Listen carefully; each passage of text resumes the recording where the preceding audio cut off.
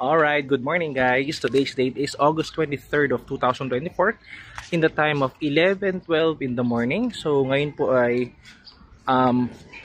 pupuntahan po natin yung vendo natin dahil po meron po ako nakikitang napakaliit lang naman ng problema.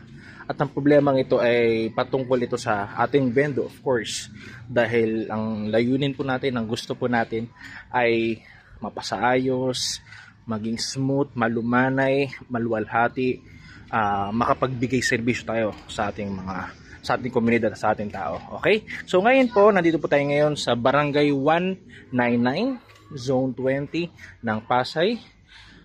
At ito po yung pangalawa nating vendo. So tingnan niyo po. So Rivera Village Child Development Center. So ito po yung barangay hall ng 199 Zone 20. So ayan. So ito po yung vendo natin. So ngayon, ang gagawin natin is, so tingnan niyo po muna, pagmasdan niyo po muna. Ayan.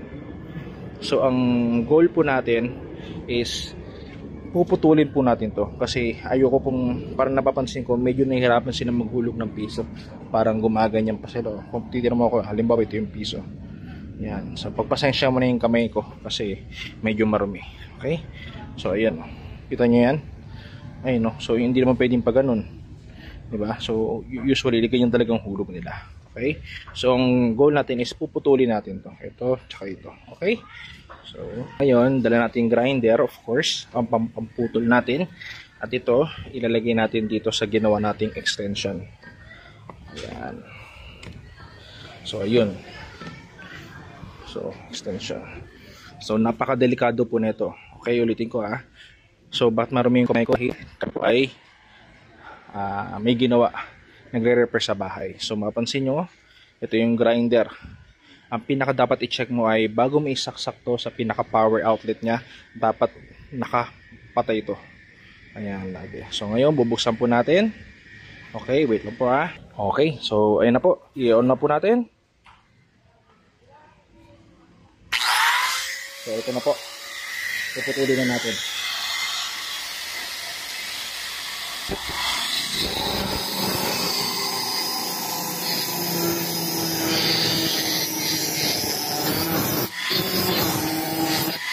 Kabila naman po, sa kabila.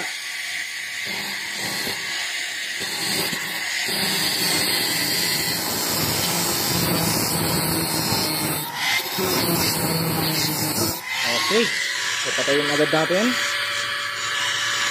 Yun, pinatay agad natin. Pagkatapos patayin, para sigurado, bubunutin po agad natin to. Okay, so pagkabunot, tingnan nyo po kung anong ginawa natin. Ito po hila. Ayun.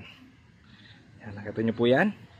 So ayun na po yung final outcome ng ating water vendo. Okay, so yun lang po for today. Bye bye po.